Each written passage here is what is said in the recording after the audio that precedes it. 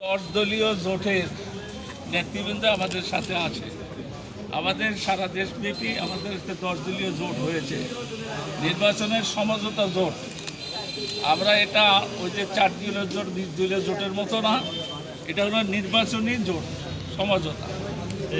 এটা 10 দলীয় জোট হয়েছে। ইসলামী আন্দোলন আছে, খেলাফত মসজিদ আছে, খেলাফত আন্দোলন আছে, তারপরে আপনার এনসিপি আছে। এবারে এটা তো বড় কথা। আচ্ছা, তারপরে ইসলামী আন্দোলন আছে, এলডিবি, আর এই কথা আমি বলছি তো এলডিবি তো এলডি আসলো পরে, এলডিবি এবং এনসিপি এখানে পরে আসছে, যোগ হয়েছে। এই মিলে সর্বমিলে সব 10। তো আশা করা যায় যে আমরা মনে করি বাংলাদেশ জামাত ইসলামের প্রাথমিক বিজয় হয়ে গেছে।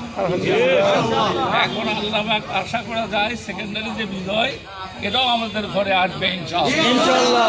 আমাদের এই এলাকার জনগণ যেভাবে আমাদেরকে স্বতঃস্ফূর্ত সাড়া দিচ্ছে, তারা যেভাবে আমাদের সাথে মানে কথাবার্তা বলছে, আমরা তো নির্বাচনে ক্লিয়ার, 70 সাল থেকে নির্বাচন করি। এই নির্বাচন করতে গিয়ে যেটা আমরা দেখতে পাই, জনগণের মধ্যে দাঁড়িপাল্লার উপরে জামাত ইসলামের ব্যাপারে তাদের যে স্বতঃস্ফূর্ত সারা, এটা অতীতে কোনোদিন আমরা লক্ষ্য করিনি। এ থেকে প্রমাণিত হয় শিবগঞ্জ থেকে ইনশাআল্লাহ এবার জামাত ইসলামী দাঁড়িপাল্লা মার্কা মৌলানা শাহাদুজ্জামান পাশ করবে। সাথে সাথে একথাও বলে দিতে চাই, যারা এই জায়গায় এই অশান্ত জায়গায় শান্ত জায়গায় অশান্ত পরিবেশ তৈরি করার জন্য চেষ্টা করবে এবং এই শিবগঞ্জ উপজেলাবাসী তাদের হাত গুঁড়িয়ে দিবেন। এই দুর্বলতা আমাদের নাই। আপনাদের সবার কাছে স্বতঃস্ফূর্ত আহ্বান জানাই, আমরা সকলে মিলে আমরা দেশটা করতে চাই। আমরা বিভেদ চাই না, বিভাজন চাই না।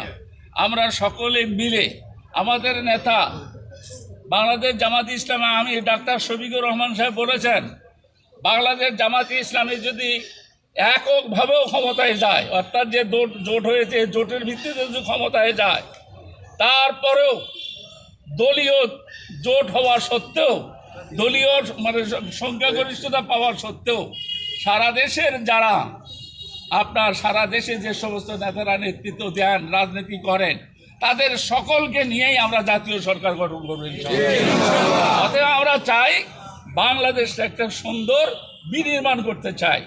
এজন্য সবার সহযোগিতা আমরা কামনা করি। সবাইকে ধন্যবাদ।